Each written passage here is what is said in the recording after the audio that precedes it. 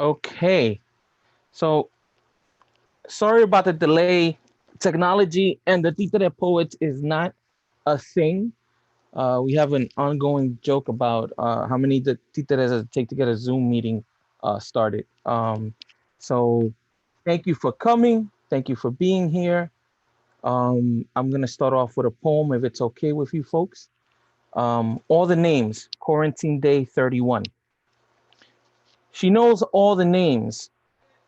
Grecian wildflowers, grape hyacinths, some sort of iris or mini that or this, some sort of iris or mini that or this. She clings to them as she walks. I suppose naming, listing somehow gives them more meaning. She shares them with me, and for a moment, I am there with her at peace. Well, not there exactly because without knowing the names, I can't see them, but what I do actually see is a little piece of purple peering out from my neighbor's grass right there in the corner beside the telephone pole, a few dandel daffodils in scattered plots, that orange pretty thing over there reaching through the fence. I see the purchased tulips lined to perfection at 629 Salem, and actually, I want to clip them from the ground, steal them home. I hear the way the football hits the blacktop, confined to the streets where my son now tosses the ball, where we walk the dog, the park's taken away, complaining he can't breathe through his mask. It's still chilly out, but those little things are defiant the way they push through anyway. Frankly, I want to steal them all. I want to tear every living thing from every corner, from every shitty, dusty yellow piece of barely living grass. I want to pluck them from the roots. I want them in random, non cohesive, vibrant colors, crazy, fragment shapes. I want those pretty things, butterflies, the ones you blow to make wishes, the fucking trees with pink, fluffy petals growing and falling. I want those tiny little yellow ones that pop up all over just because the wind said so. I want them. I just fucking want them on my table, in my hair, in the shower, along the floor. I'll take it, wilt it from my sanitized hands, put it in my mouth, and chew slowly while I dare the sky. Disguise it in a soup so my family won't know. Somehow, sneak the life back in. Milagros Serrano, uh, who is a friend of ours from La Cocina workshop, wrote that beautiful poem the last couple of weeks. So I want to welcome everyone to La Esquina open mic. It's been a while. We've been on a little hiatus. We took some time off to work on personal projects, to spend some time with familia during this scary time. Thank you for coming tonight. Greatly appreciate it. Shout out to everyone who's here. Shout out to Bonafide Rojas, who is our feature tonight. He said yes to me months ago. I appreciate it, brother. Thank you for taking the time. And for everyone, I know it's been crazy lately. People are getting back to work. Thank you for taking the time to be with us tonight. So let's start up the open mic. I saw a name on our list that there's a lot of people here who I personally have not uh, heard of before, and I'm excited.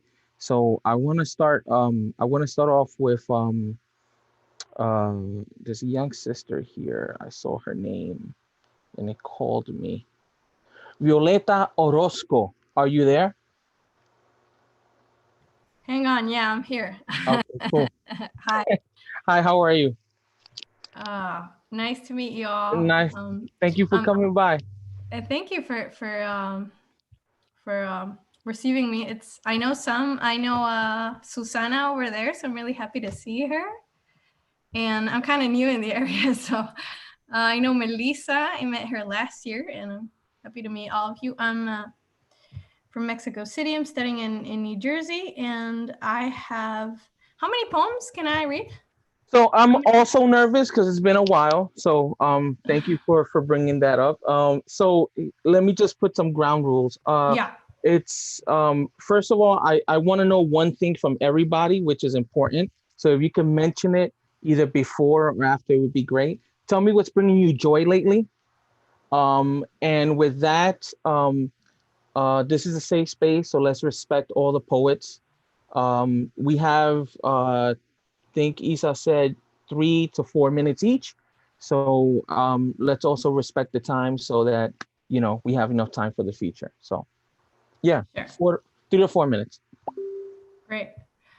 Something that brings me joy. Well, this is going to sound like a cliche, but definitely knowing that at least we still have, through poetry, at least for me, I still have a channel for communicating, and in a time where communication seems a feat of imagination. So Mm, definitely, I think poetry has helped more than ever. It has proven itself as a tool for communication across borders, languages, personal preferences, personal differences, and just uh, differences that would usually bring friction. I think they're bringing diversity into the conversation. So that would be it. And I think I'm going to read, I have a short one here. I think this would come up to, 4 minutes. Mm-hmm. So the first one is called Bar Life.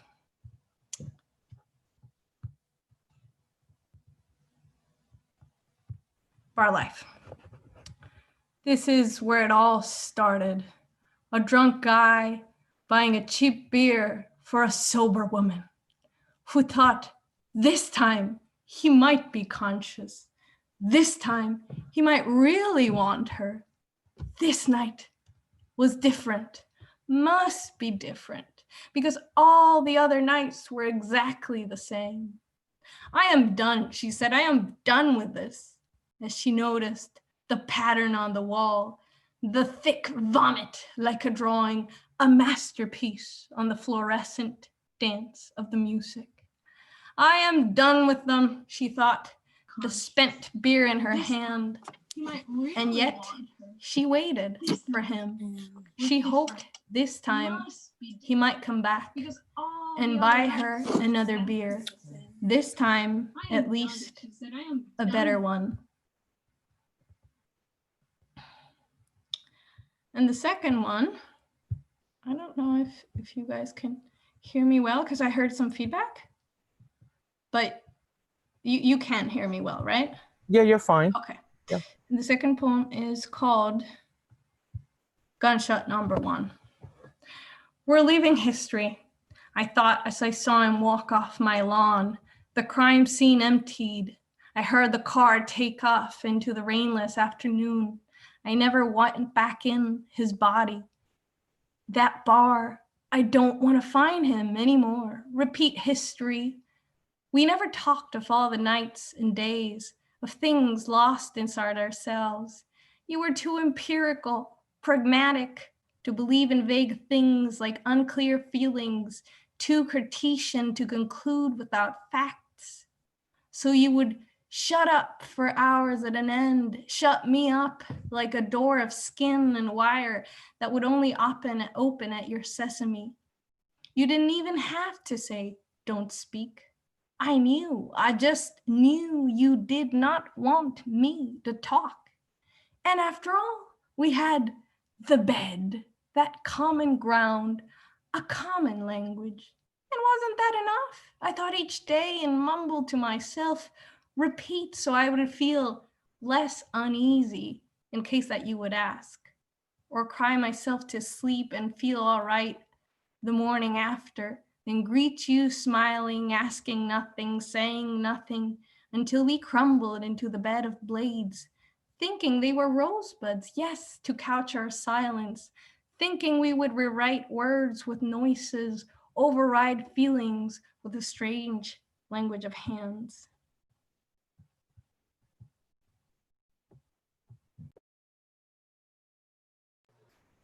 That was beautiful, Violeta. Thank you so much for sharing that work with us. And Thank you, please, guys. please come back. We're back next month. Isa will put up the information. I'm excited to hear new voices.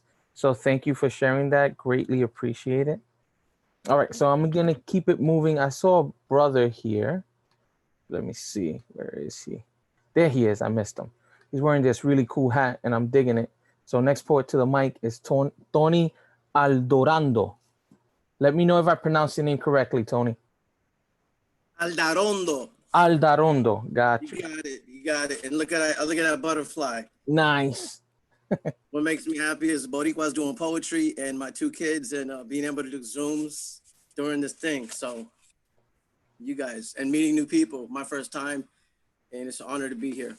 Gracias. Gracias por swinging by, my brother. This The was mic called is yours. Latinos.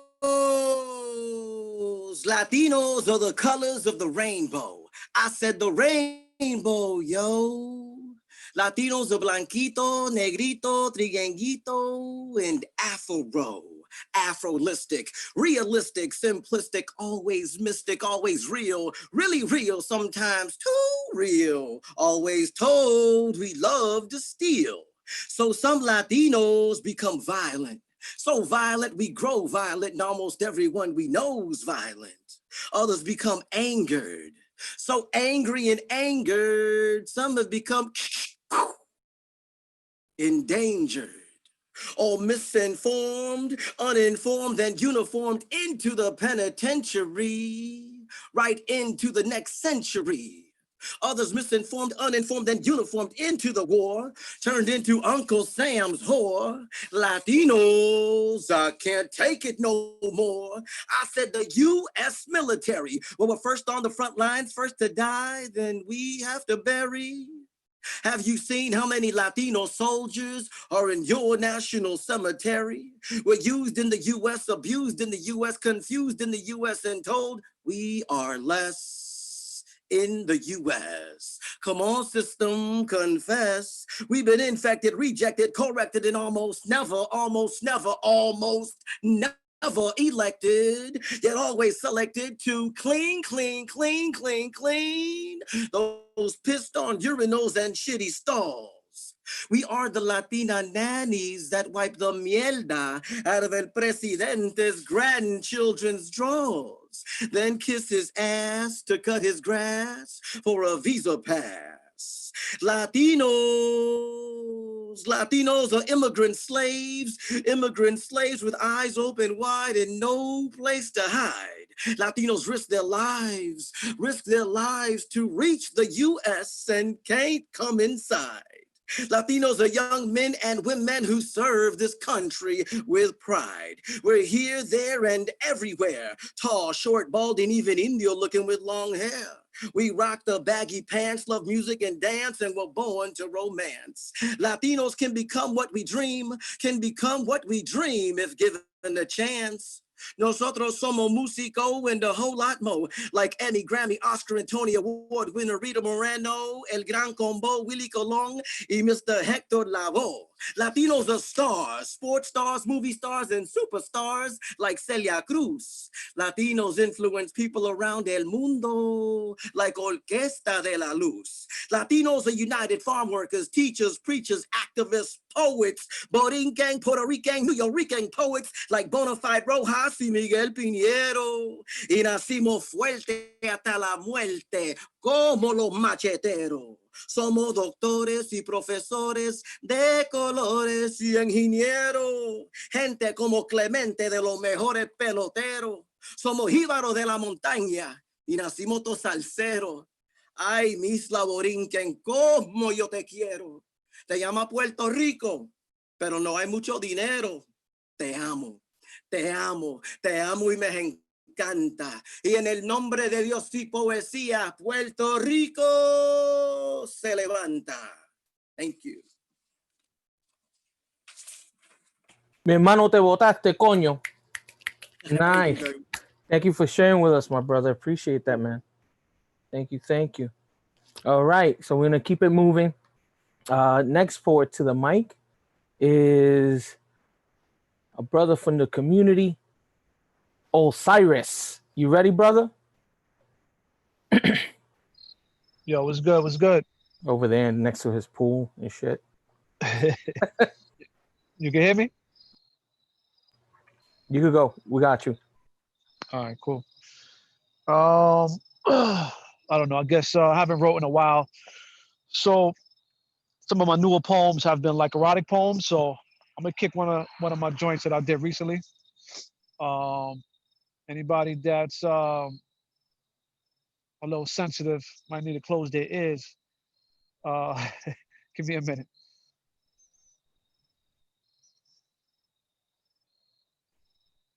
Can you hear me? Yes. All right, cool. My body count is methodical. Hand picked because this dick isn't tricked by some ass and some hips. That's how we get sick and lose pieces of our soul. We've learned sex through porn and torn hustler mags and dad's drawer. Believe it or not, that's our damn floor. Watching poundings and poundings on women's silk floors. Screaming, oh my God, Papi, give me some more. That's a facade, but we're too macho to disregard predetermined mindsets and wonder why she don't come and gets upset. You vets get knocked off your pedestals. Instead of asking a woman what to do, you choose to collude. What you do may work for some, but the key to unlocking chastity is different for everyone. A cougar taught me that. Gotta be more than a gotta be more than a one-trick pony in the sack. She might want you to move in figure eights. She might want you to go in circles like mixing cake. But if you want to draw icing, you need to be creative. Making her come every time requires patience. Maybe you're coming too fast because you're too anxious. Calmate. Let's get back to the basics. I turn into Neo from the Matrix. I'm the one. I'm gonna go in slow-mo and spell out the alphabet with the use of this tongue. Connect every goosebump like constellations. You arose the Big Dipper. Here's some more foreplay, not gonna stop till your body quivers. Nibbles turns to bites. There's only one thing in my sight, to enter your garden of Eden and hydrate my appetite. I've been lusting you so long, so free to ooze and I might be long. Ready to conquer you like conquistadors. I'm the bull, you're the matador. Entice me with your red flag so I could gore you with this horn. Even if you send 6 they still won't get me off. Sins. Oh shit, hold up. Sorry. Oh man. All right. Sorry. You got it. You got This, it. oh, my bad, man. Somebody tried to call me. The sexual sins we'll commit will be worse than will be worse than Sodom and Gomorrah. Rest assured, the crashing of my waves will send riptides to your shore. I tried to make love to her, but she craved something that was taboo. Conventional sex from a man was something that wasn't possible. She called me soft, told me that typical sex was a turnoff. Her abusive sex history, so coarse, wasn't her fault, of course. Spit on me, smack me, choke me. That's a sure way to get her pussy moist. Itching to get on top so she could ride me just like a wild horse. Gyrate my meat so deep, feeding her cervix a treat. I guess that's the real definition of making ends meet. I could be animalistic, but you're the one that's gonna be hog-tied, arms and legs tied to the bed, covering your eyes. The lashes from this whip will have your life flashing before your eyes. Don't try to get up. Your best pet's to shut up and give in. I'm the damo, you're the submissive. I grab her throat, proceed with clenching, bites on her lips with added kisses, scoop you up with both arms under both legs, thrust inside of you till my arms hurt and my legs dead. I'm not gonna stop. You're out of luck. Gonna have your titties bouncing up and down like you're jumping double dutch. Some women like it rough and others like a soft touch. If you don't listen to your woman in bed, then you're a dumb fuck. That's it. Tú eres un fresco. You fresh. You fresh. Good seeing you, my brother, man. RG. It's far in between, you know what I'm saying? But it's always nice having you around, and I know you're always ready to spit on the open mic. I appreciate you, bro. So question to you. What brings you joy these days? Oh man, peace, brother, peace. Uh, I moved away from I'm saying, kind of like a drama-filled environment, and I moved to a different place with, you can see, this is my peace now, man. You know what I mean? I got my family with me, my kids, my girl. Can't complain, brother. You know what I mean? Life is good. I You hear you, know, my brother. I hear you. Blessings to you and your family, man. word. Same to Blessings. you, man. Thank you for the Thank you for space, man. thank you for stopping by.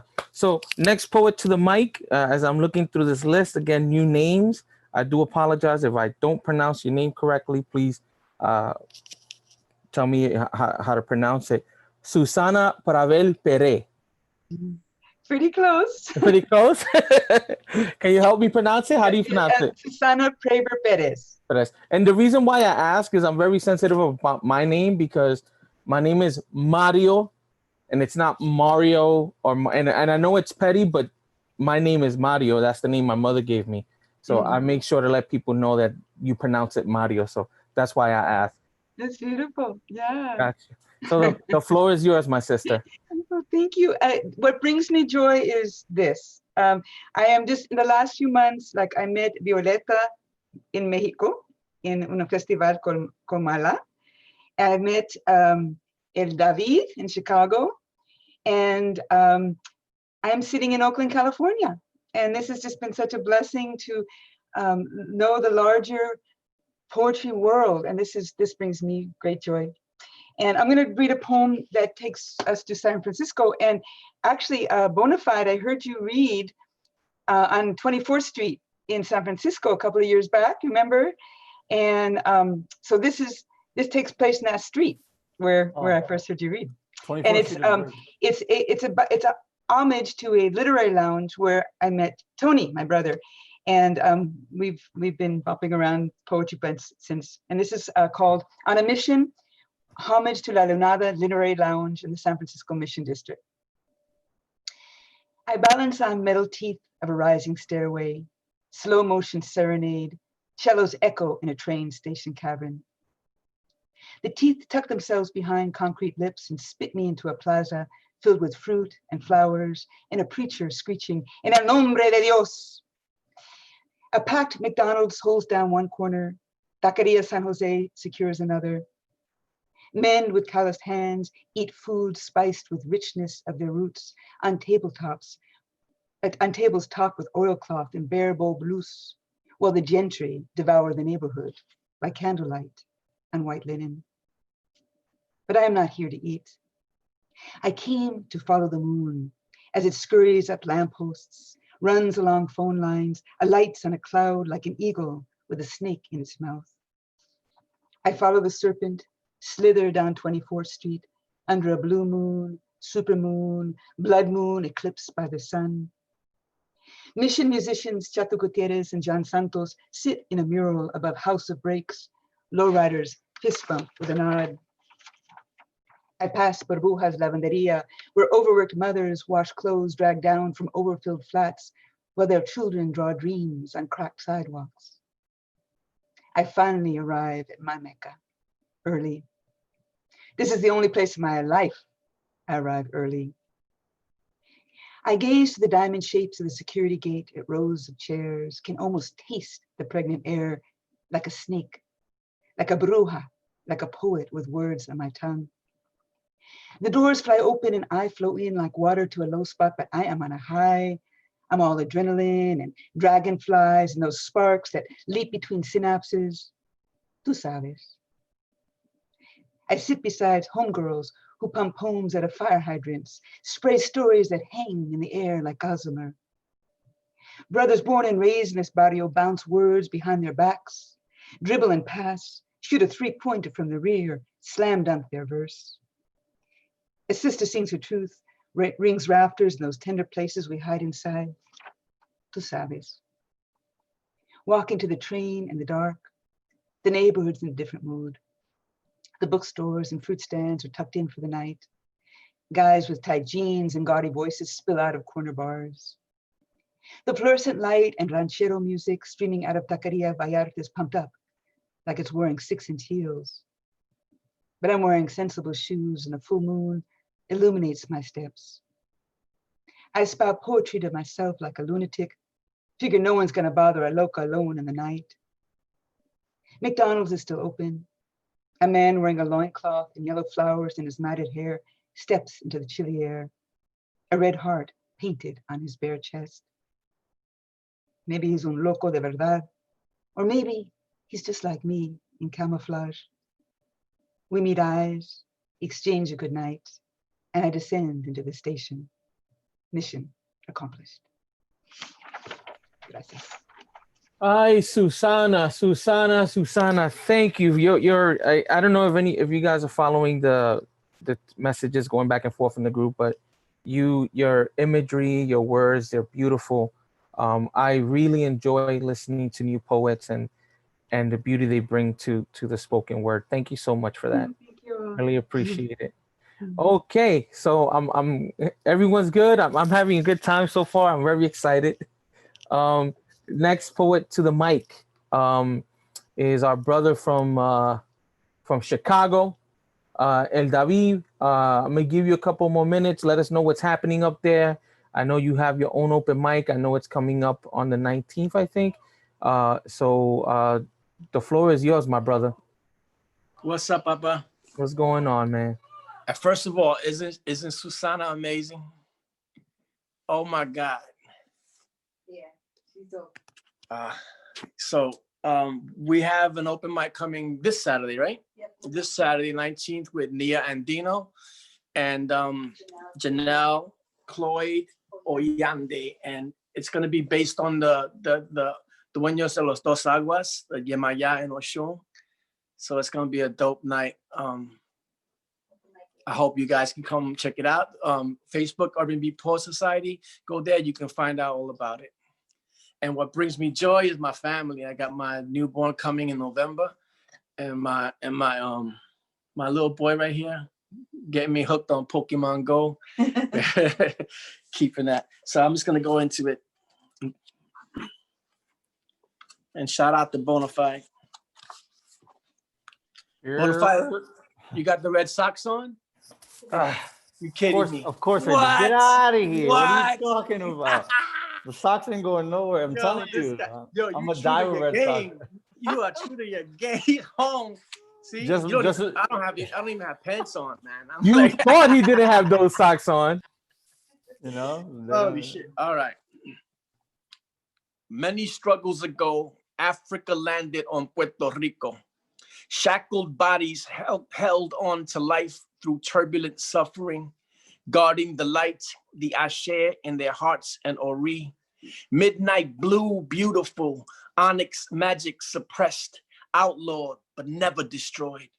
Africa, wed Boriken, West Alkebulan lips shared sacred oriki, taught Ifa behind masks and porcelain dolls, built Iles in shadows, crowning Yawos in twilight misas, risking life to preserve la cultura, spread roots of la regla to beat down tenements and section hate halls and boogie down projects in Spanish Harlem casitas. Somewhere along the way, it was forgotten that Santa Barbara was a facade. It was forgotten that the statues were white faces, with white faces were merely veils, concealing true Black magic from predatory eyes. It was forgotten that our antepasados danced with gods, soared with ancestor spirits on Cohoba vision trips before rosaries and crucifixion monologues. But even so, a balance was forged and a small bandera was draped over La Mesa Blanca, ensuring the light of Africa, of Borinquen, never went out. Beautiful, brother. Beautiful. Thank you for sharing that. Blessings to your family. Blessings Thank you, brother. to your unborn child that's coming soon. When is the due date? When is it happening? November 15th, right? November 15th is the due date.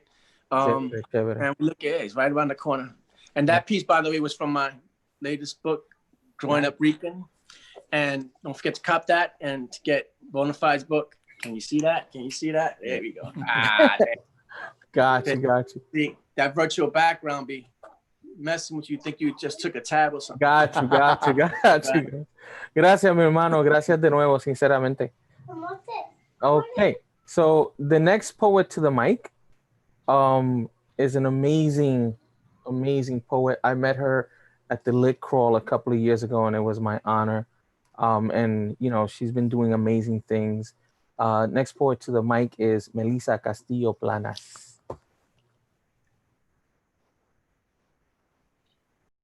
so I think it's so awesome that I just came after El David, because I picked up this book recently.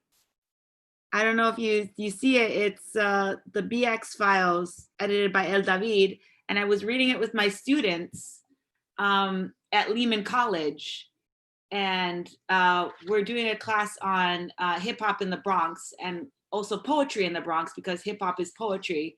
And we were just reading your poem, Bronx Made, and they absolutely loved it. So I just wanted to give you a shout out, and also to this book as well, which I think is awesome. What's bringing me joy right now is the fact that the Lehman College curriculum is totally being overhauled, especially in the English department. And we are taking out the British literature requirements and putting in Latinx literature requirements, which I think is absolutely amazing. I'm really excited. I've been fighting for this for the last 2 years, and it's finally happening. Hopefully it's going to be implemented next summer. So that's bringing me a lot of joy. The poem I'm going to read is, so there's a poem called I Am Joaquin, which is in the Chicano literary canon. It's like the Chicano anthem from the 1970s. And what I want to do is I want to read like a female version of it. So this is called I Am Gloria, after Gloria Anzaldúa. I am Gloria, split in a world of borders, spit out by a gringo society, confused by my Mexicanidad, told I don't fit in this land or this land. My father, a pillow of struggle, my mother, a stoic survivor, and I caught in the fence of cultural survival. How do I sustain a culture they say is not mine? How do I sustain a culture they say is criminal? Split, cut, piece back together, spit, caught, I heal again. The wound is scabbing, breaking again with every racist tweet. I cry for a culture I can never fully know. I cry for a culture under attack. In the Zócalo, I dream of another life, one unencumbered by borders, one without those zebra stripes marking me always as other. In the Zócalo, I dream another life, the one where you stayed. I wonder if I exist without borders. I cry into the Rio Grande, flowing in my veins. Cut as they might, it flows, rich and red, reminding me always that I am here, I am her. Thank you. Melissa, muchas gracias primeramente for the work you're doing at Lehman. I think that has to happen across the board in many college institutions, because our voices have been left out for so many years, right? Pero la gran importancia de escribir nuestras historias, y mantener nuestras historias vivas. So muchas gracias por tu poema, for stopping by. I appreciate you. Thank you, thank you, thank you. I will be reaching out to you soon. All right, so the next poet up, she mentioned her name earlier, so I'm going to try not to botch it. Please excuse me. Rafiana Martinez. Vaya. Hey, you got it, you got it. Okay. So the stage is yours, my sister. I don't know if my poem is 3 or 4 minutes, but I'm gonna read and hopefully it falls within the time. This one's called Borinquen. Negro, mestizo, trigueño, mulatto, all words used to lessen their melanin skin. To acknowledge their blackness is to acknowledge the ropes that whipped and bound them, binding them still to use the subtle words to avoid their non-whiteness, avoiding their second-classness and a class-based small island. America and Spain go to war to take control of an island that doesn't want to be colonized by either one, not to help the natives of the island, but to displace the people on the island, to use the island for its natural resources that was originally resourced to the people they displaced. Went from speaking Arawakan to Spanish, now English. Speak English, speak better Spanish, yet I had to Google our original language. From Taino to Spanish to American, well, almost American, because our mixed roots is the excuse to deny the island the right to vote in the land of the free that really isn't set up for you or me. They tell me to be proud to be American. They tell me to be proud to be mixed with all three, to be proud of the Taino, African, and European in me. But how can I be proud to be mixed with folks that were determined to erase an entire race? Peaceful Taino tribes were taken advantage of, then slaughtered by the thousands. Genocide isn't a side that I choose to ride with, devastating the Taino population unable to work gold mines efficiently, treating them like broken down machines, replacing people with stolen people from Cameroon, Congo, Senegal, Ghana, Nigeria, Mali, Benin, and Togo, Southern Bantu, Morocco, Algeria, Libya, only to cultivate minds and land. Instead, cariño was cultivated between oppressed people.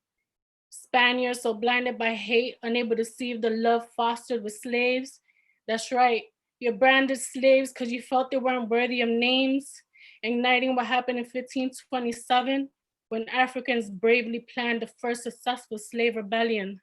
They won't mention their names though. Hiking trails to find refuge in the mountain with Tainos, coming together to lead more than 20 revolts and efforts to unbolt the chains that held Afro-Tainos. Through your hate, they found love in the mountains. Say their names. Cacique Acuebana, Supreme Cacique, the great sun, pure enough to shed light onto darkness, gentle enough to cultivate, strong enough to scorch his enemies. Warrior Guebana, brother of the sun, El Bravo, warrior for the people, wise enough to listen to his heart. Mountain strategies and efforts to expose the Spaniards as false gods.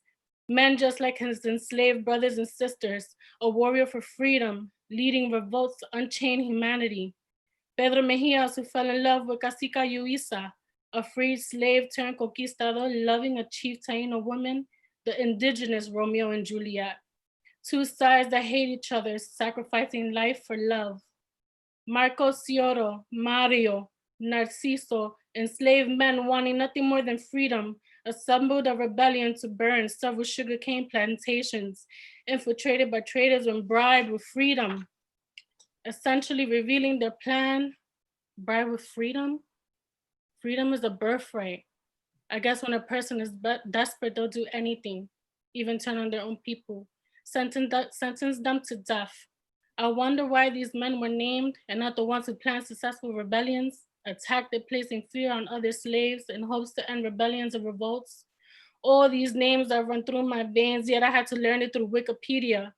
Proud to be Negro, creating their own tribe called Maroons, never forgetting who they are, honoring themselves, a tribute to the color of their skin, a skin that was once whipped and bound, the justification for their enslavement. I hate this past, it hurts me. The child in me would like to think I'm a descendant mixed through love. Because picturing my ancestral grandmother being raped by my European ancestral grandfather, obliged to give birth to a child, a walking, breathing reminder of the violence she received, a concept I can't conceive. Abuela, I love you. Picture my ancestral grandfather whipped on a post, not farming quick enough in the tropical heat, working day and night, free from wages, but not free from suffering. It's unimaginable to me. Abuelo, I love you. I believe you are the parts of me that won't give up in heavy struggles, fighting for what I truly deserve. My Taino abuela and abuela, I love you. I believe you are the parts of me that love unconditionally, wanting me to help those I see in need. My oneness with the land, stars, and sea. My Spanish abuela and abuela, you disappointed me. I love you still. My savageness stemming from you. Violating your systematic barriers, you taught me what I shouldn't do. I hope you're proud.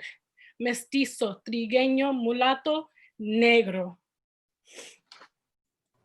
That's it. Wow. Thank you so much. Again, la importancia to tell our stories, right? Yep. Because no one else is going to tell our stories. If you want to open mic, go create your open mic. If you want to bring literature into the school, we have to be the movement. You know, no one's going to tell our stories. Seamos Boricua, Dominicano, de Ecuador, Mexicanos, Salvadoreños, Uruguayos. No one's going to tell our stories. We have to tell our stories. So thank you so much for sharing that. And I love how, you know, poetry moves us, you know, to tears, and especially when we speak about our, you know, our family. So muchas gracias por compartir. Thank you for having me and letting me read, even though I know I went over my time, but I No appreciate it. worries. Thank you. No worries. All right. So next poet to the mic is Thomas O'Connor. Thomas, you there? It's Tom. Yeah, I'm here. It's Thomas Connor. Oh, you got Everybody says that. It's all good. It's all good. You got It's it. all good. It's all good. That's the conquistador's name, man. Yeah, you know, they got down to Honduras, and you know, because you shouted out Honduras. So Damn it. I'm that's sorry, where my bro. family's I'm from. As sorry. you know what that means. You got you. No, está bien, está bien. It's gonna take me a while to recuperate, but it's all good. It's all bien. All right, so this piece here, I actually posted it on El David's page. What's up, brother? It's from my mom, and she passed away in February. And this is how I remember her. Oye, mi mamá era curandera, drawing from ancestors and santeras, shamaness, healer. The source of her sorcery stemmed from the main source, the Most High. I can still smell her herbs, her salves and ointments, appointments never needed. She mended and kneaded, sewed and fixed, healed and stitched, meliorating broken souls, manipulating herbs, her niche. Every life she touched, she enriched. Her conversaciones y oraciones came with galletas y café.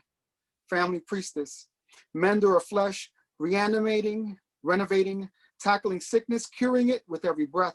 Mi mamá era curandera. Agua Florida was her favorite scent.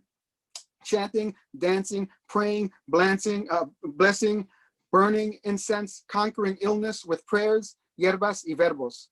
Healing with every breath, every dance, every trance. She entered as she ventured into the netherworld, challenging, battling death, giving it her all until nothing was left.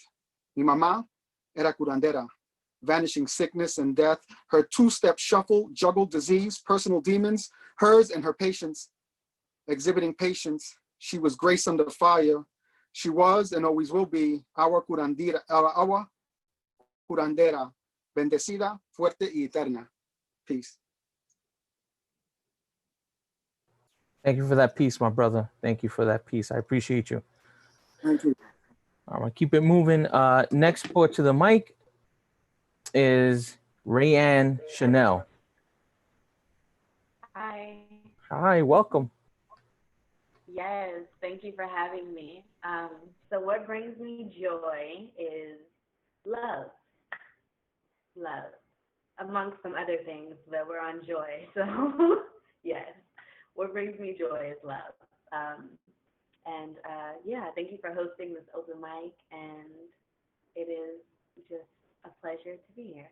So I'm going to recite a poem titled Day, and I'm hosting an open mic on the 28th of, what month are we in? September. So if you would like to come and speak and share your stories and add that diversity that we just need, please come. I will drop the link to the website. And yeah, okay, sorry.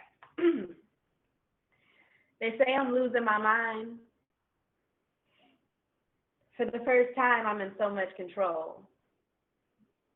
She in pieces, they say. For once, I'm actually standing here alone as a whole, still trying to figure out the truth with all these empty holes. Truth be told, the only truth I know is my own. Even though they see a change, to me, I've just grown, but I ain't grown.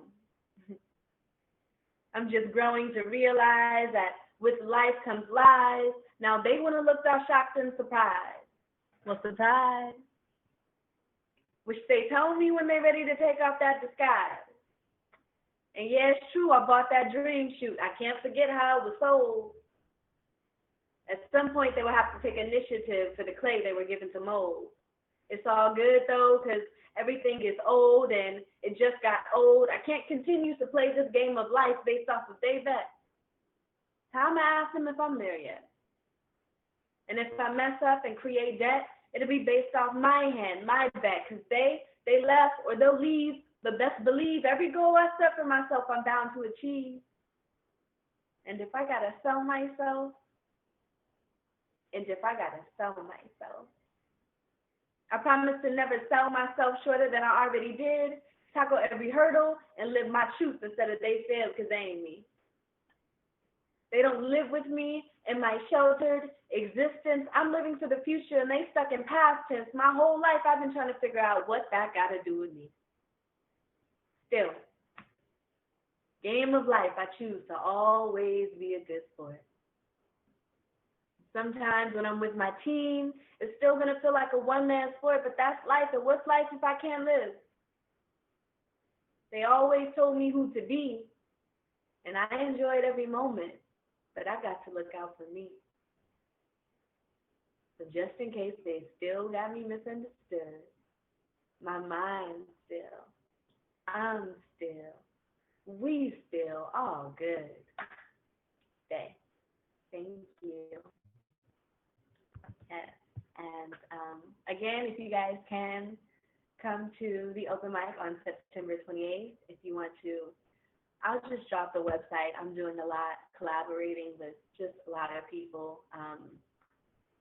Yeah, it's a very mission, but I'm here. So I will definitely drop the website, and if there's anything you see I can do, let's definitely connect. Awesome. Thank you so much for sharing your work with us. Yeah, drop the open the information in the group chat, and we'll definitely come through and support you, my sister. Thank you for swinging by. Appreciate it so much. All right. So the next poet to the mic is a dope poet, dope MC. Without any further ado, Mala fama, ill fame.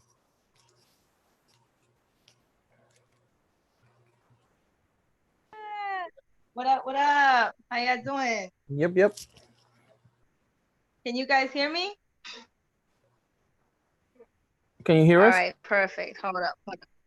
I hear you. You're glitching a little. Hold up. All right, this is much better. Hello, everybody. Yeah, my name is Malafama Ilfame Maria, for those close to me. I'll do my quick plug before my piece. I have Mothers Creating Community on Instagram at Madres Creando Comunidad. We are a one-stop shop for free resources for mothers and families, and I have a writing group through them that is the first Wednesday of every month. In English, we meet, and then the first Thursday of every month in Spanish. So hit up at Madres Creando Comunidad for more info. And join our Mother's Writing Group for moms. It's at 9:30 at night for mommies. If you're a mom, you know exactly what I'm talking about. Let me jump into it then. Here we go. Three Kings Day.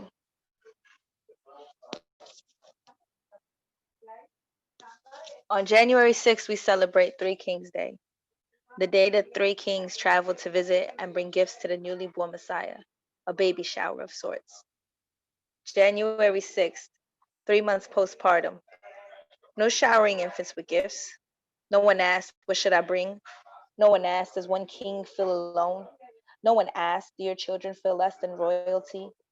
No one asked, do you feel stripped of your kingdom? No one asked, do you feel less of a queen? The 6th divided by 2 equals 3. 2 of them added to make my 3 kings. I celebrated my 3 precious kings, 1 on earth, 2 in heaven. 3 months' time has passed. A princess and prince eagerly rip up green construction paper for empty champagne bottle boxes, a makeshift offering for the camels. They will keep the monsters at bay under the bed. No bottles were ever popped. La leche nunca llegó. Las botellas nunca se llenaron. No bibi, no bobos, ni un llanto.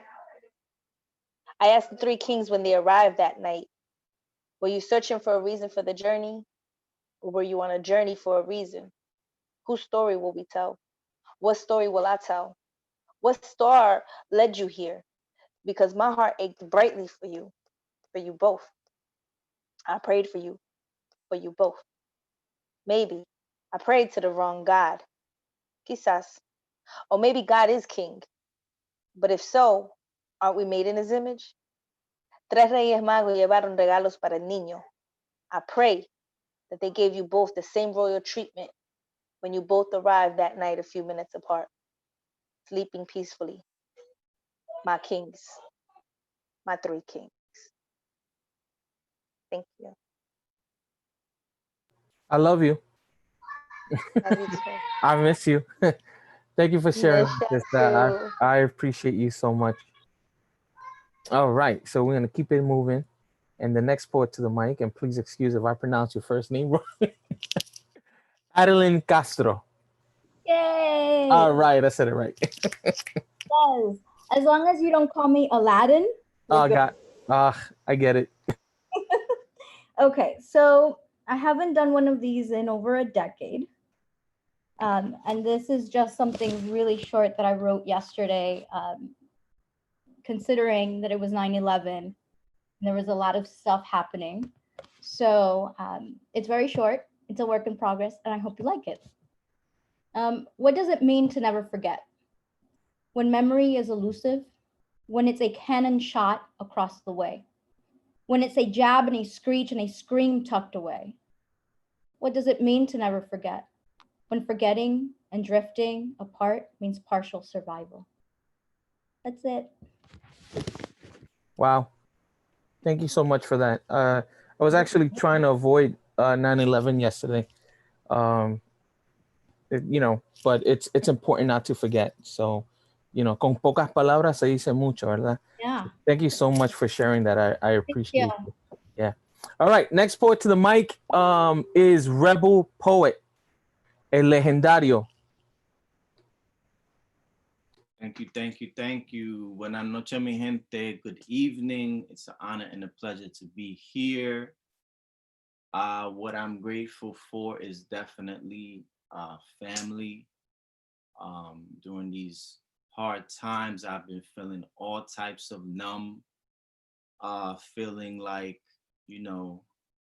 my voice has been silenced in the midst of all this fake news, propaganda machine. And when I spoke to my son, he was like, yo, that's impossible, Pa, because you're the one that gave me my voice. So I'm grateful to them. And in looking back, sometimes you, when you're feeling lost, you have to kind of go back to the origin. This piece was one of my very first pieces. And it's called This Place. I am at war, battling such a vicious confrontation that I'm facing, dying in this place, transcending with so much grace. But when I say dying is not in the literal sense, in this place, dying is a metaphor for ascending to the forefathers, Africa. Africa! Building with 4 elements, dispersing your zen to the 4 corners of the earth with only 12 quarters, 4 nickels, and 4 dimes. Do your math, because in this place we do our math, science, English, social studies, biology, anthropology, Egyptology, most of all current events. Acho, brother, ¿qué está pasando? Disclosing what is currently on our minds as if to vent, as if to get it off our chests. This place is a platform for the voiceless on a quest. Freedom of speech is alive here and professed by every guest. This is purging for the soul, for the things that cannot be contained or explained. This is the vessel that I use to house wisdom I obtained through liberty, experience they give to me, seeds to plant in this field. There is fertile soil here that will nurture my seeds into fruit to feed the youth. This place is my booth. Mic check 1 2 1 2. Mic check 1 2 1 2. I am transmitting live and direct from the innermost chamber. It is I, your host, revealing what's inside this container, in this ring where I fight every night against my most formidable opponent, who incites doubt every moment before the bout. I can never win against him, for he is me. So he or I must die in this place where I will never lie or deny my imperfections. I am a student begging for corrections. In this classroom where street scholars recite their theses and teachers break reality down into bite-sized pieces for the general public to consume. This is where you can break out of your cocoon, make your creativity bloom, throw your bottled up emotions into the wind, find a new song to sing, wash away your pain, bathing in the rain of your redemption.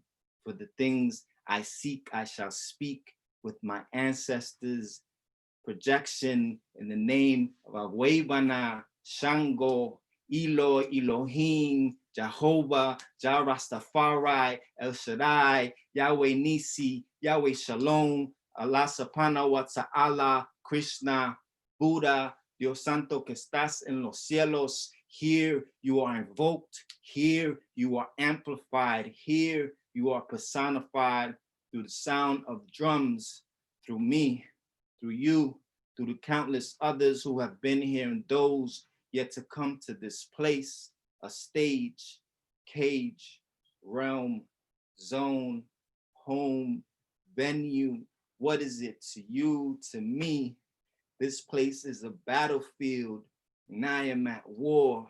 Such a vicious confrontation that I'm facing in this place where I stand, I fight, and I die only to be born again.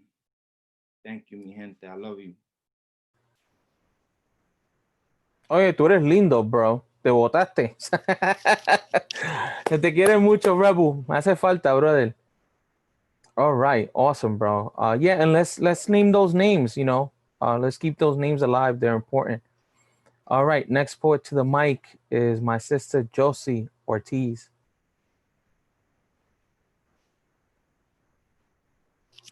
Josie, you there?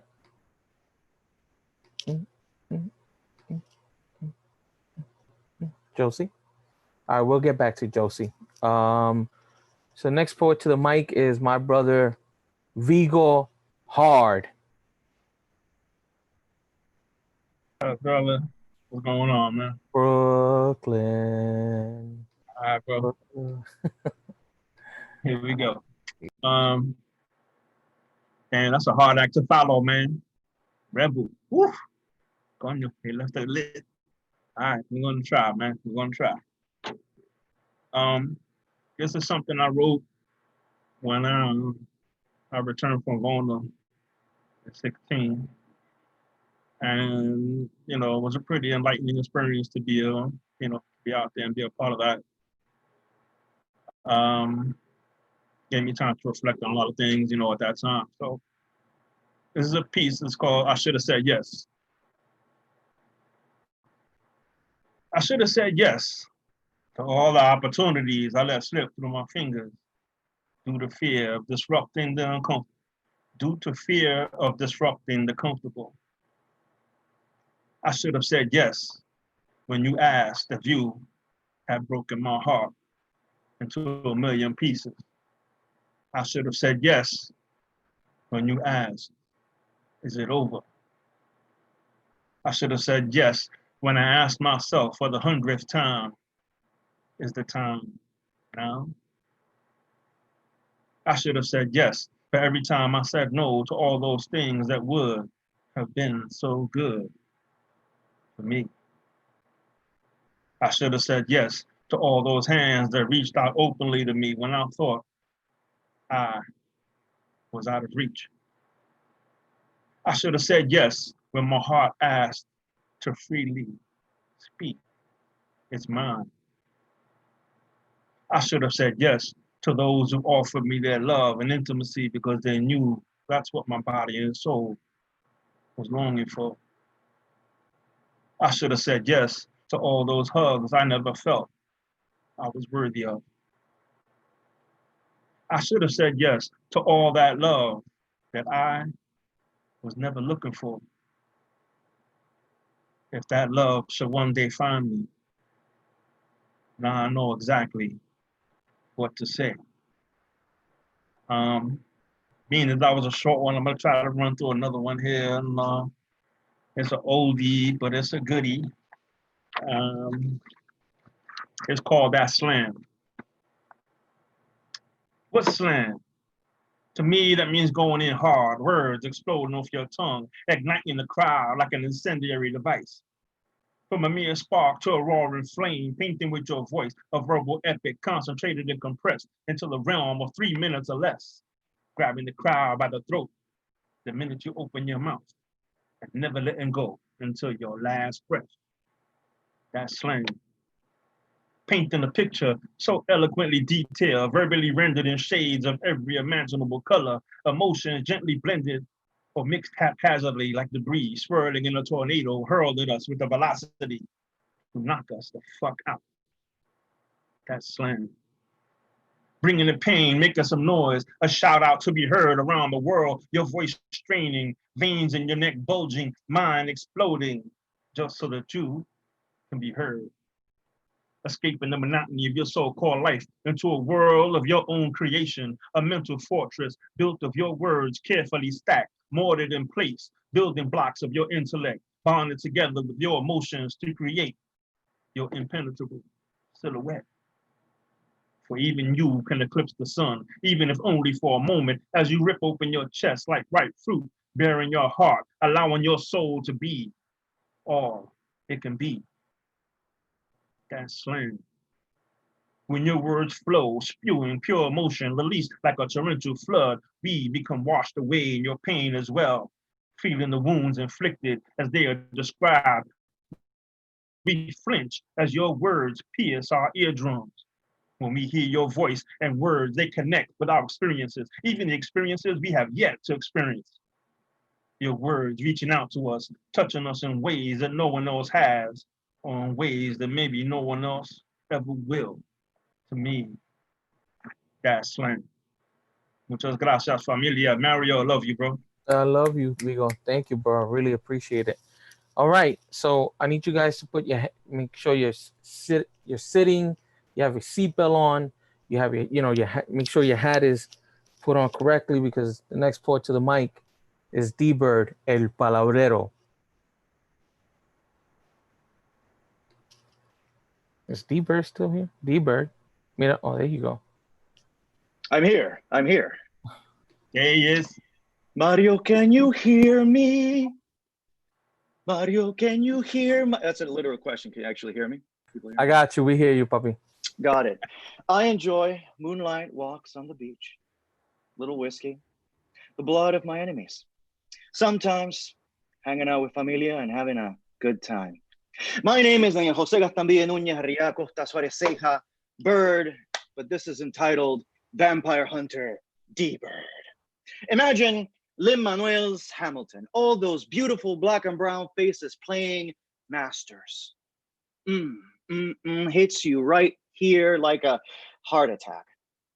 Frantz Fanon wrote Black Skin, White Masks. Imagine the sequel, White Skin, Black Masks, or Psychoanalysis with a Vampire. Imagine Hamilton with a little more historical accuracy. Black brown slave masters in colonial clothing with their black brown slaves on stage wearing the latest chain design circa 1776 vintage. Anti-blackness coming back this season. Guess the more things change, the more they stay the same. Picture that and you will have a picture of capitalism today.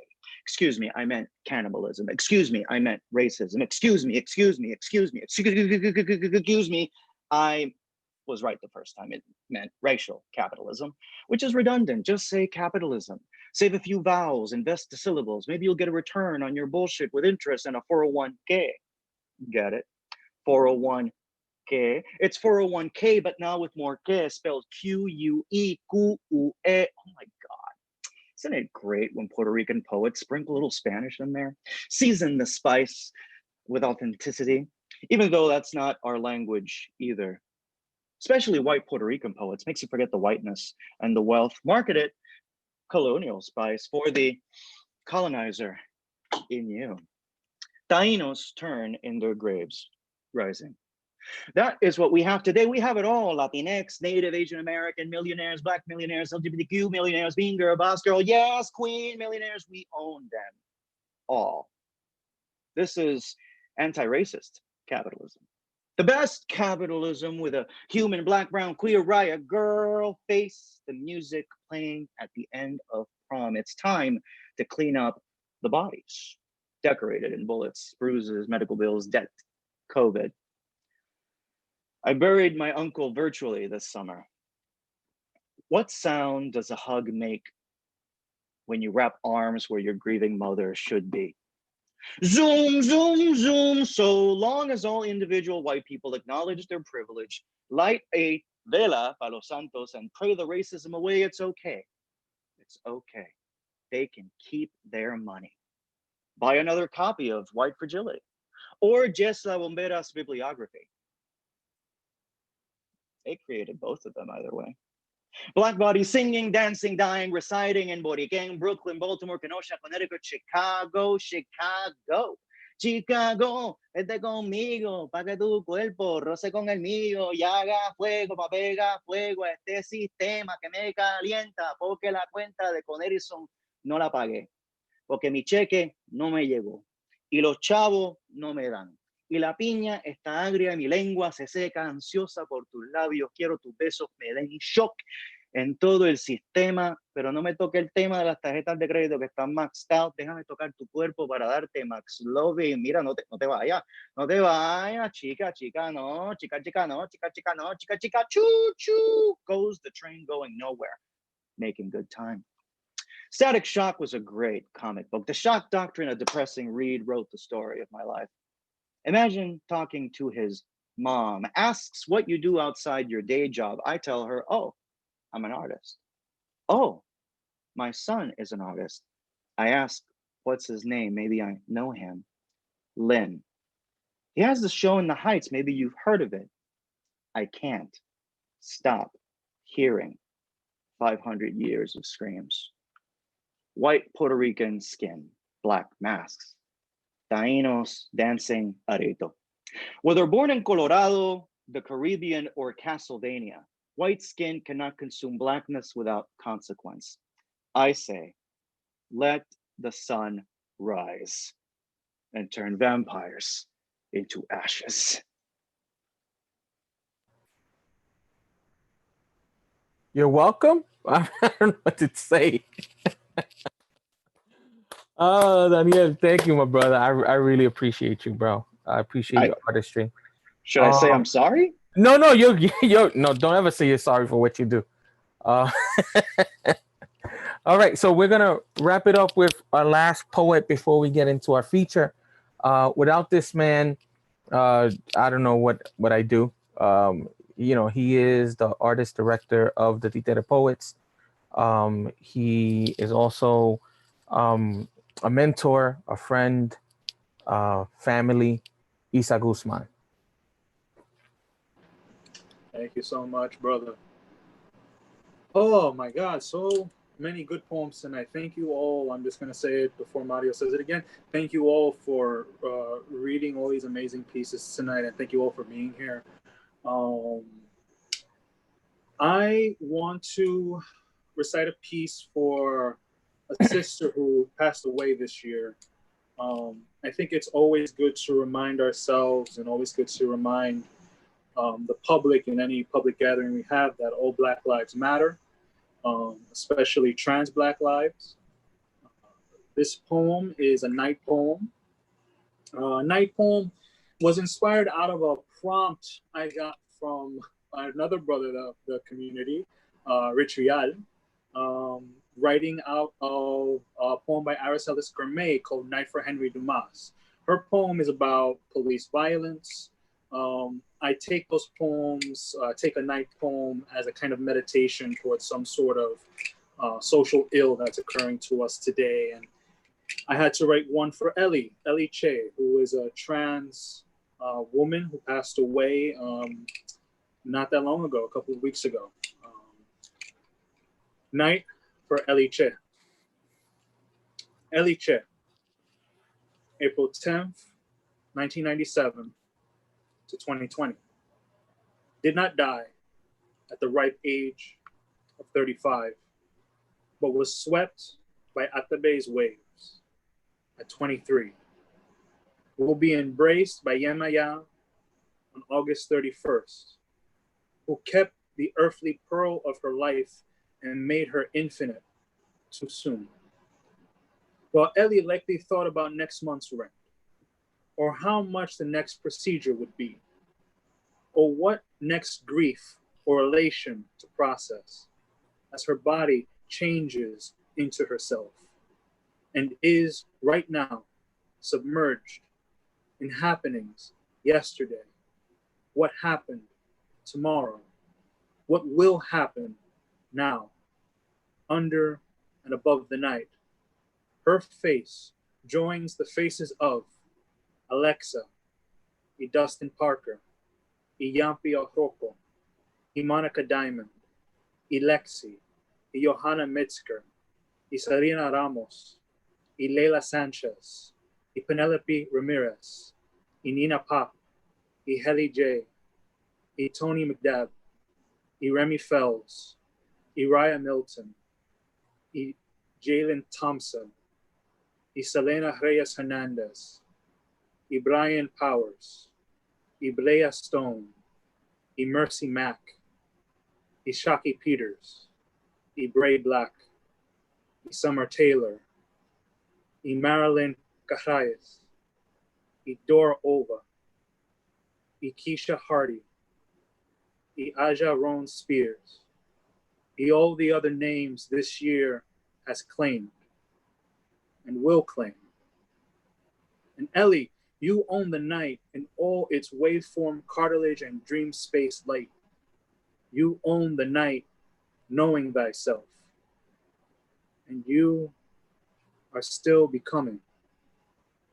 You are still becoming. Thank you so much. Thank you, Isa. That was beautiful. I know that you worked on several night poems. So thank you for sharing that. Okay, so the moment we've been waiting for. Let's get into our feature. I'm gonna read his bio. Bonafide Rojas is the author of 4 collections of poetry: Notes on the Return to the Island, Renovatio, When the City Sleeps, and Pelo Bueno. He's appeared at Def Poetry Jam and has been published in numerous anthologies and journals. He's in the band The Mona Passage, which I think just dropped some new music. Go check it out on iTunes and wherever you could download your music. He has performed at Lincoln Center, the Brooklyn Museum, El Museo del Barrio, the Philadelphia Museum of Art, the Bowery Ballroom, All right. el Come on, wrap it festival. up. Well, listen, tú me Wrap mandaste it. el bio, so I'm Wrap reading it it. up. Wrap it El up, Festival Papa. de la Palabra. We got some poetry to Él dice que vive en Nueva York y que le gusta la pizza. I know that firsthand. And he's wearing his favorite color, red. always. Dale, the microphone is yours, brother. Thank you, everybody, for reading. Thank you, everyone, for coming by. I want to give a shout out to all the people on YouTube who are probably watching right now. Good job, Mario. You know, you're a host. You're supposed to be doing that already. You know, Isa, you know, teach him better. Like, I don't, what kind of ship are you running over here? Like, what is this? So I, you know, I have so many poems in front of me on how I wanted to start. But I'll start with this one because it is a good opener. It's the first poem in Notes on the Return to the Island, and the Mojro in general is going to make a few references in some of the work tonight. So this is called At the Top of El Mojro. Today, we celebrate the death of the past that has haunted us since the very beginning. We mourn the living and wash our hands of all the names that try to destroy us. The ventriloquist is on stage, and we don't care about a puppet government, politicians, governors, or presidents, because we can see the strings. The laws they pass rhyme with eradication, annihilation, and extinction. It tastes like rotten apples. These money-grubbing bastards are so scared of being bankrupt, yet they owe billions to other countries and say we owe billions to them. They're delusional. Their heart is weak. Their vision of the future is bleak, like an unnamed catastrophe that has scourged the island to a burnt-out cinder, inhabited by the corpses of dead corporations. Our sky is shrouded in toxic dust particles. A gold coin is placed on their tongues. We hold oil in their cheeks. We light candles for the people who never come back from war. The puppet government wears wood dentures, poison the water we drink, chemically create the food that we eat, sharpen the silver spoons, pour wine into the skulls of dead monarchs, and they stand there, hideous and forsaken. Think of us as cattle, rattle, profit, loss, consumer. We are not here for the slaughter. We are not here for the slaughter. So when facing down the barrel of a gun, hope they're a bad shot. Hope they're not just following orders. Hope you look like their child. Hope they had an amazing day. Hope they realize you're not the person they're looking for. Hope they know this isn't the old Wild West. Hope God intervenes even though you're an atheist. Hope they love your luxurious hair. Hope you're not holding a wallet. Hope you're not holding a water pistol. Hope you don't get stopped at a traffic light. Hope you don't have candy in your hand. Hope they don't have fear on their breath. Hope they don't think you're a terrorist. Hope they don't think you're a communist. Hope they don't think you're an independentista. Hope they have some humanity left in their trigger finger. Hope they haven't been trained for this. At the top of El Morro, you can see politicians walking around smelling like corruption and massacre. They hold bone marrow in their glasses, bow before their own skeletons, eat the bark of dead cherry trees, take a casual walk in a cemetery, crushing the bones of dead nationalistas. Their mouths full of declarations smell like vomit, carry blood in their pockets, brush their teeth with scalpels, watch the closed circuit destruction of Palestine, Chicago, Baltimore, and Vieques. They laugh at the death tolls, eat their own shit to survive, sacrifice babies for immortality, destroy the dignity of the poor, paint their self-portraits with maggots, lay their bodies on dead goats waiting to be resurrected. So when the stock market crashes again, they can sink their teeth into everything, everywhere, and everyone. At the top of El Morro, we wash our hands of their existence. We wash our hands of their name, and we walk into the ocean and bathe ourselves in freedom. Thank you. Please, you're clapping way too loud on mute. So when Mario asked me to when he asked me to do this, I was like, yeah, great, no problem. When he told me the day, I was like, so today is the 12th, and my mom's birthday is tomorrow. My mom was a vibrant Virgo mom, and everything you will think a little short Puerto Rican woman was. So I'm going to read a couple poems about my mom. And for the people who don't know, what up, Joey? I see you in the corner. For those who don't know, my mom passed away a couple years ago. So she's been the topic of a lot of my work. And so I'm going to read these poems and, let's get these napkins ready, because let's see if I can hold it all together, because I usually don't. So I'm going to run by them as if they, the thing about writing these poems about one particular subject, especially a deceased parent, is that a lot of the poems kind of start sounding alike. So I'm just like combing through these things, and it's probably going to be just one really long poem with like subsections. But this is called, it's obscenely long at this point. I'm like, oh, here you go. It's 157 pages of death. Have a good time. Here we go. It's called My Mother Was an Island. Today, I am not an island the way they say men are. My mother was an island. I am a boat in the ocean, and the island has been swept away by the tsunami of time when it came. I was anchored on the shores, but I got taken too. I am not a pretty boat or even a strong boat, but I still float. And for that, I am grateful. Because what is a boat that cannot float? But a broken body being succumbed by the environment it is in. What is a boat but a pile of ideas put together to get you to the end? I am in the middle of the ocean, and I notice how the sky really separates itself from it unless there is a storm. And I am always grateful for the storm, for letting me know the difference, for breaking the monotony of wandering aimlessly. What is a destination without a plan? Just a slow motion to the eventual stopping and knowing it's time to rest. And that's when I ask her, wow, look at this view. It's something, isn't it?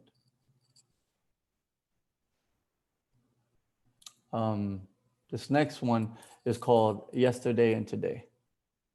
One of the things I did do with, because they became, the poems became these like daily meditations where I started everything with today, which I know might have been confusing to people, but I don't really care. But it was always important to let myself know that you comb through the trauma, you comb through the loss, and you try to get something out of it. Today, yesterday and today. Yesterday, I carried you with me all day on 161st Street, on the bus, on the train, on Fordham Road, on the Grand Concourse, on the steps of the Supreme Courthouse, in the building you lived in the shadows under the trees, in the bright sunlight, in the deli where you bought food, in the pharmacy where you got your medications, in the electronics store, in the bank you frequented, in the apartment where I was raised. I see you in everything, especially here in the Bronx. But I know life is not permanent. I've been preparing for these moments since I was a teenager and still wasn't ready. The last few weeks of your life, I would tell you stories, call people so they could say hello. You couldn't talk much until they took the tubes out of your mouth and after the tracheotomy. A week after, you would try to speak and say things like, I want orange juice. And you would ask how long you've been in the hospital every few days, and I would tell you and see the surprise on your face, and eventually I even got you orange juice. I always felt my mother and I created a space where we could be who we wanted to be and not judge each other if we started crying out the blue for something like a commercial or a cartoon. And I'm quiet. I am trying to remember the sound of your voice. I am searching for your cadence, your tone, your vibrato. I'm listening for you, asking me if you can help me with something, if I can help you with something.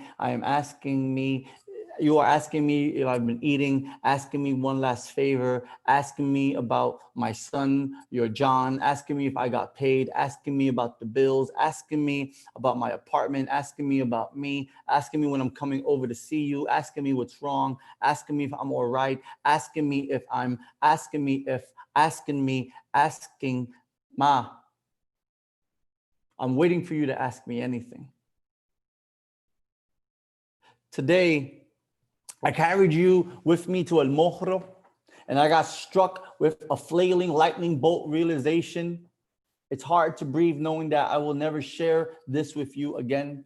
2 years ago, I pushed you in your wheelchair to see this old structure, not the same as it was, and not as the last time, but the first time in a long time. And I remember telling you, Ma, you're like El Mojro, a little older, a little different, but still beautiful and still feisty. And I remember that day well. It was like summertime, like June. It was hot as hell. It was the hills, the sweat, the annoying complaints you made, the gravity pulling us back down the cobblestone streets. The ocean was turquoise, the sky was blue, the sun was bright, the clouds were antique white, the heat was oppressive. It was a beautiful day, and it had to be done. No one else in my family would do it. They asked, why would I take her there? She's been there before. And my answer was direct, because she wants to go. It hasn't been here in 10 years and hasn't been here like this. My mother has a picture, which I own now, of my sister and I sitting in front of the great lawn of El Morro. I was 9, my sister was 15. It was like, it's a fixed memory full of kites, and my sister's red shirt. And today I'm carrying my mother with me. And the minute I turn the corner past the Museo de Americas and the water fountain where the kids play, I see El Morro and I choke up. And I say to her, look, Ma, we're here again. The first time in a long time and in a different way. And I stand there quiet, sitting on the bench we last sat in. And I walk to the great lawn and pick up some dirt and put it in my pocket. And I look at this exquisite scenery and I tell her, look, Ma, look how beautiful all of this is. Thank you.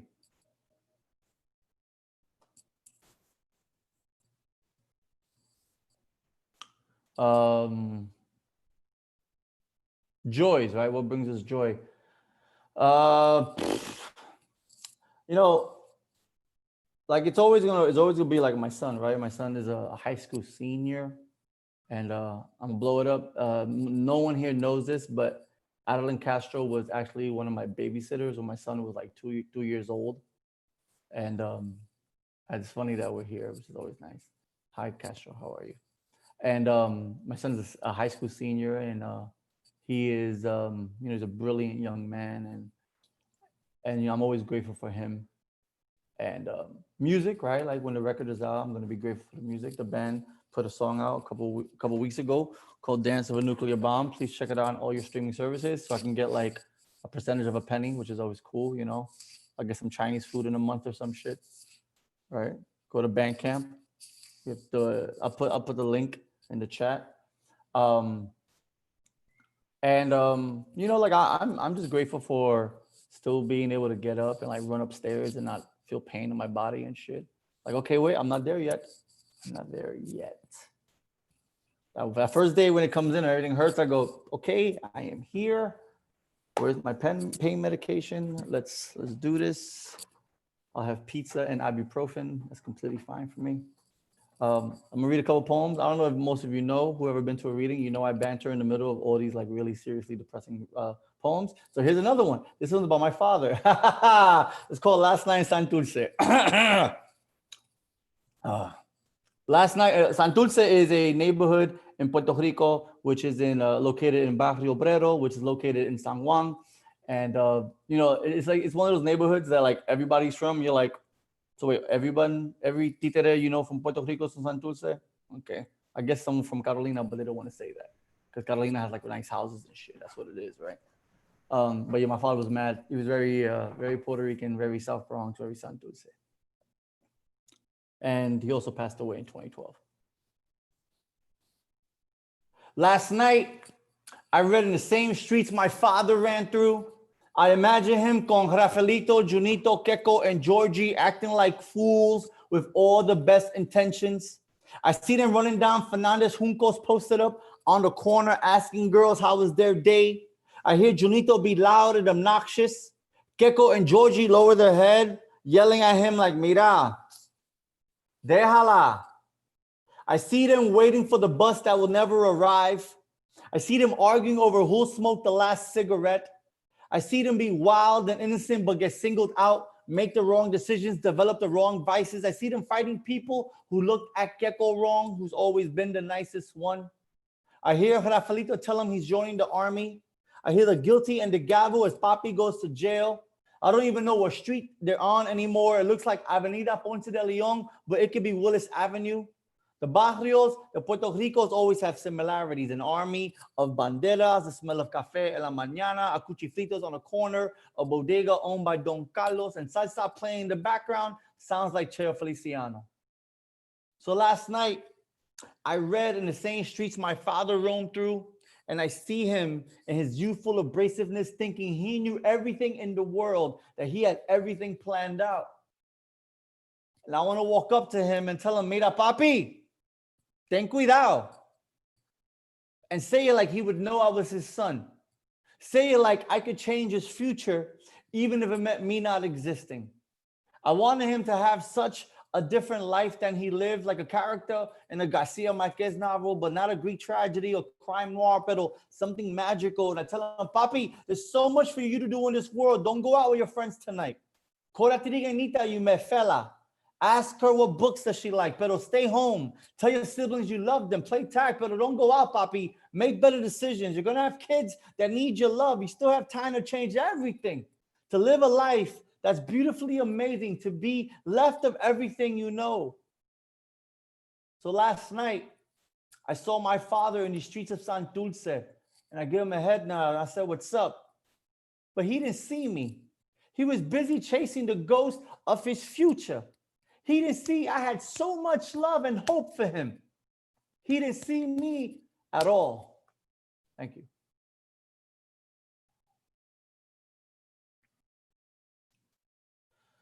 All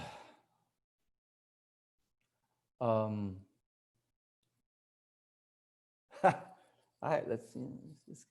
Let's keep doing this. All right, I'll read a new joint. New joints. Never read this in public, I think. I'm pretty sure I didn't.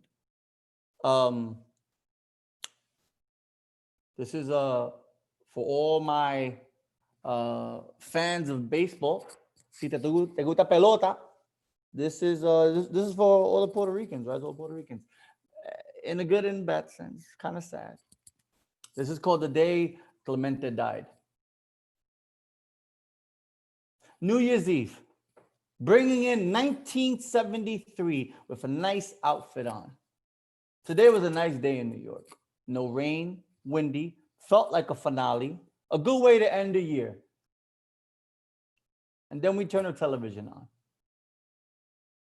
and everything stopped.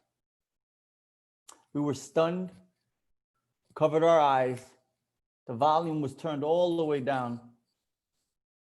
And we saw the images of an earthquake, plane crash, baseball, all-star, Boricua.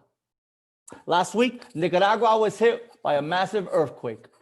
Last week, word on the street was Roberto Clemente was arranging emergency relief flights immediately. The humanitarian. We heard he sent 3 planes full of packages that were diverted by corrupt government officials, never reaching the survivors. And, Roberto knows about corrupt governments, being from Puerto Rico. We frantically made phone calls, calling all of our primos on the island. He was from Carolina, so if you played baseball, you met him a few times. Los vecinos de mi tío, hermanas primo, knew Roberto from winter ball. Told us that he was going on the 4th flight out, hoping he could make a difference and that the supplies could be delivered. The news said the plane crashed immediately after it took off into the ocean, off the coast of Puerto Rico, December 31st, 1972. While we were preparing to celebrate this new year, Roberto was on a plane trying to help people. El vecino de mi tíos, hermanas primo called us in tears, screaming that Roberto's body hasn't been found. Only an empty flight case. That was the only thing that was recovered from the wreckage. They told us people were diving into the ocean trying to find him. And if we were there, we would have never stopped searching either, but he was never found. And we sat there, motionless, mourning, in disbelief, our hero, our countryman, our patria, gone. On a New Year's Eve flight, a chartered Douglas DC-7 cargo plane with a history of mechanical problems, overloaded by 4,000 pounds of relief supplies, trying to keep them away from the hands of self-serving profiteers and politicians. The DC-7 crashed at 9:30 p.m., making a normal left bank while climbing off after the takeoff. came down in a heavy ocean. Coast Guard circled the area until 5 p.m. New Year's Day. No sign of survivors. The television was still on. The volume was down. We watched Roberto for 18 years. He was ours. Everyone wanted to be just like him. The shining star of Puerto Rico.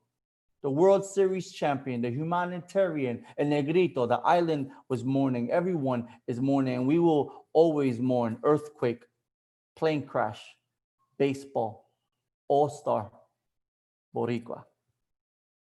Thank you.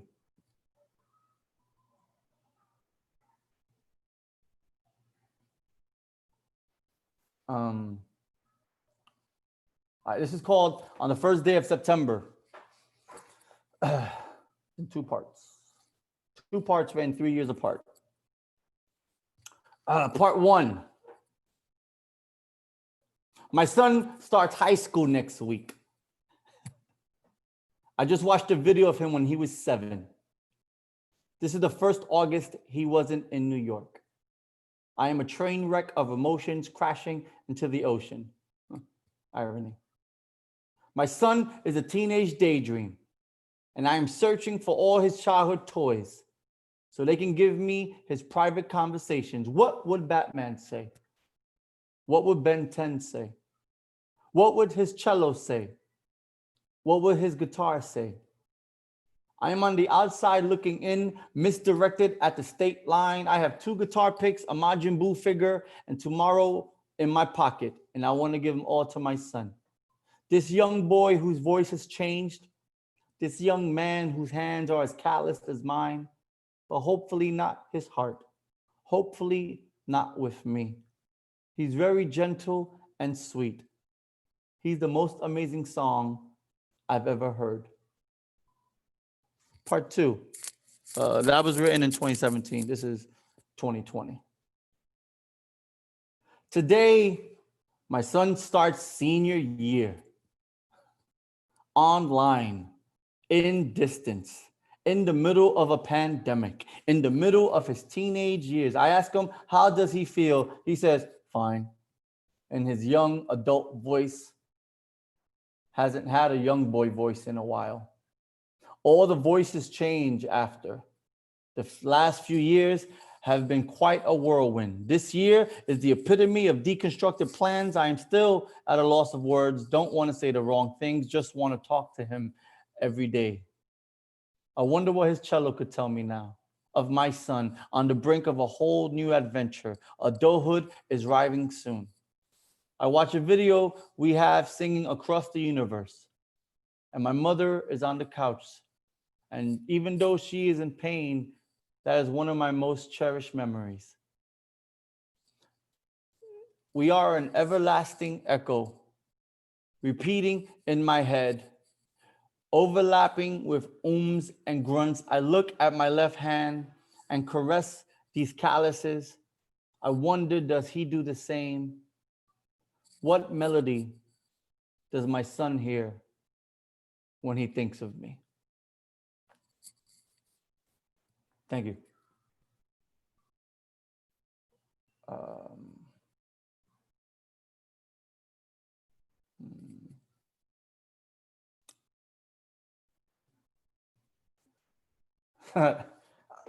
We're gonna stay on. My mom's name was Fela, right? She was Felicita was my mom's whole name. She was, I don't know if she was named after somebody, but Felicita is such a really like old school name, and everyone called her Fela for short.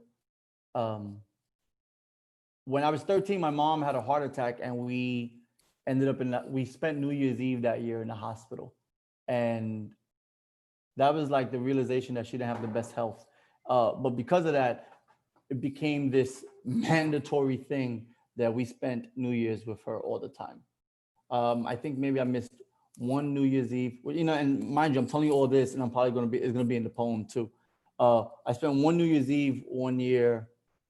I think I was in Jersey, and we almost got into a car crash in the Lincoln Tunnel. And I was like, you know what? I'm never leaving the house again for New Year's. I'm just gonna get drunk on the couch. I'm okay. So this is part of the whole sprawling poems of my mom. This is called New Year's Eve. it's part of this whole lament for Fela. When I was growing up, New Year's Eve was such a spectacle in my apartment on the Grand Concourse. I'm talking all day cooking, salsa playing all night, and running through the hallway screaming when the ball dropped. We had every family member in attendance, and we always left the door open so neighbors can wander in and out. Then 28 years ago, Mom Duke suffered a heart attack right after Christmas. I was 13 years old, losing my mind, trying to find help, and we spent that week in the hospital, and thus began her obsession with always having family close on New Year's Eve. 12 years ago, see, I told you, I spent it somewhere else. With some friends I had at the time, I had to convince her I needed something new to do.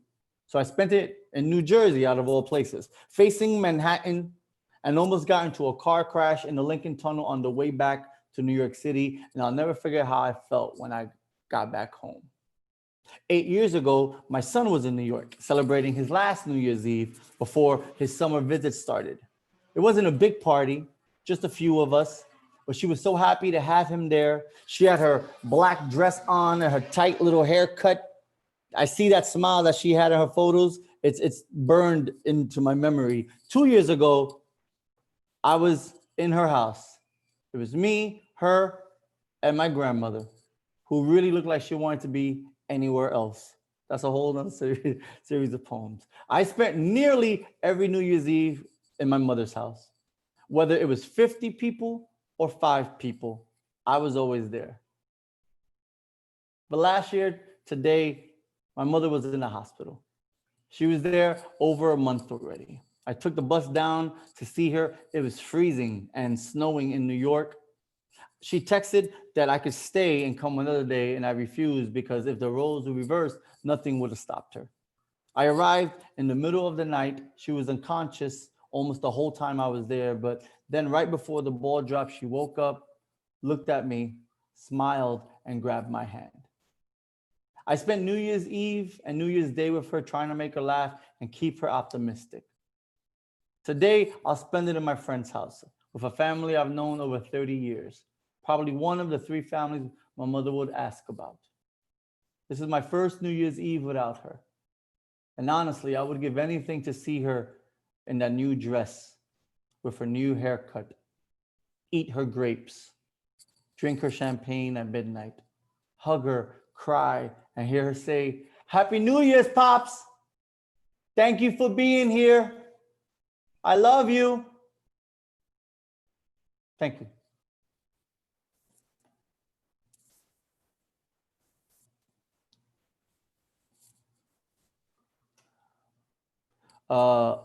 Senor Mario, how much time do I have? Because, you know, I will be here fucking 40 minutes. Like, let's go through the anthology, the chronological history. One more? Okay. One more, yeah. Okay, great. Now that makes it so much easier.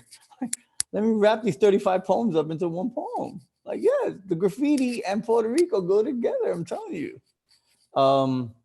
Just give me 1 second. I just want to know what I want to end with. I hope, before we go, I want to thank everybody for coming by, for staying here with us. Everyone on YouTube, hi, thank you. Please like the link, subscribe to Títeres con Poets. You know, Mario, come on, man. You know, you're killing me here, man. I mean, if you're gonna plug us correctly. I'm just saying. Pan con Títeres, I'm sorry. I'm winging it. It's not my job. I'm over here doing this and looking for poems at the same time. I only have 2 eyes. Okay. Okay. I'll read this one.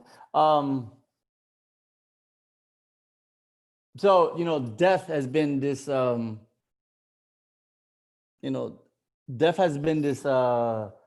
theme for a few years now. And it allows me to be more grateful. But I'll tell you one thing, it really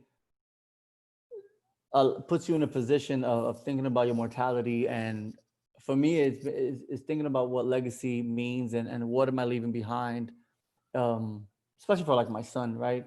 whether or not he cares, I don't, you know, it's really my job to care about that.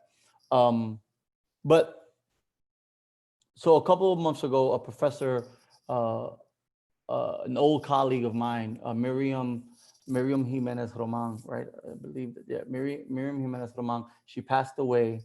And, you know, Miriam was brilliant. Her and her partner, Juan Flores, who passed away in 2016, passed away in 2016. You know, they did so much work for Latinx literature, for New York literature, for New York, Puerto Rican Latino literature. And, you know, Wang's death was Wang passed away in 2014. I'm sorry about that. Wang's death was what started me writing poems for Notes on a Return to the Island. And I put it in perspective. This is one of the first poems I wrote for it. And it's basically like, what if we knew that tomorrow was our last day, what would you do? Like, you had 24 hours, like the Jada Kiss song, you have 24 hours to live, right? It's a hip hop plug for you. But so this is called On the Last Day. It's my last poem. Thank you for your patience. Thank you for listening. And thank you for supporting poetry and the Tita de Poets. The last day will be a glorious one, filled with things that I love, like laugh with my son, read my favorite poems, listen to music the whole day, dance with my mother, who hates dancing, tell my sister I love her and I'm proud of her, call everyone I cared for, thank them for the years of friendship, tell people on the street that they're beautiful, and tell them that compliment's free. Nothing in New York is free, so they'll enjoy that. Ride a train, ride a bike, ride a boat, go to the tallest building, scream something beautiful like I love you, and maybe someone will respond. Fight for my independence, paint murals of my heroes across my heart. Betances, Neruda, Albizu, Che, King, Kahlo, Dali, Miró, Miles, Malcolm, Lorca, De Burgos, Nin, Lenin, Hendrix, Bolivar, Martí, Hostos, Toussaint, Zapata, Zappa, Baraka, Ginsberg, Jaco, Coltrane, Cobain, Basquiat, and Garcia Marquez, and thank them for their art. And I learned how to live on my feet and fly in my dreams and only kneel when I feel thankful. And I talk to the universe when I feel like no one is listening. And I apologize to those I should apologize to. And the rest, I learned that they're still not worth it. I speak to my father who's been deceased for years. It's not the first time I tell him about these trips to Puerto Rico and how I think he would have been proud and how good the Yankees have been doing. And I go to all the catalysts of my life and I remember them and reenact them. And I see these young versions of myself, wild, stupid, rambunctious, ego-driven, hyper-sugared, up all night, graffiti sprayed and Broadway made. And I write my name to honor the past. I tell those moments, thank you for existing, for being a building block for right now. Then I think about all the cities and countries I visited: Puerto Rico, Havana, London, Paris, Amsterdam, Barcelona, Brussels, Los Angeles, Toronto, DC, Versailles, Chicago, San Diego, Montreal, Oakland, Albuquerque, St. Thomas, St. John, Tortola, Virgin Gorda, Rotterdam, Manchester, Boston, Berlin, Rome, Miami, Oakland, San Francisco. Then I visit all the houses my son has lived in, and I thank him for keeping him safe. Then I take a walk around the city that raised me, that I love and hate. I eat pizza from Patsy's in Spanish Harlem, and I drink sangria from Camaradas del Barrio, rest in peace. Then I go home to the place I've ever considered home on the Grand Concourse, with a memory in every splice of hardwood floor, and I bring down the paintings, I pack up the books, I clean the living room, and I open up my old black chest that has almost all the journals I've ever written in, and I take them out. And I see how erratic my handwriting is. And someone once said it looks like a sociopath's handwriting, but I've never believed in a diagnosis given by a doctor who was paid by Medicaid. Then I read the first poem I wrote. It was called Life. And I read it to myself and I see how ironic it was that this 17-year-old was trying to tackle something so massive as life. But I don't blame him. He probably had nothing then. He probably thought he would never achieve anything, go anywhere, be anyone, love anything, love anyone, or be loved. and I see the progression through the years. And I go to my bedroom window, the one that my son and I have both looked out of, and we look at the big sky over the abandoned church across the street, and I watch the sunset. And if today's my last day, I'll say, damn, I was a lucky bastard, wasn't I? Thank you.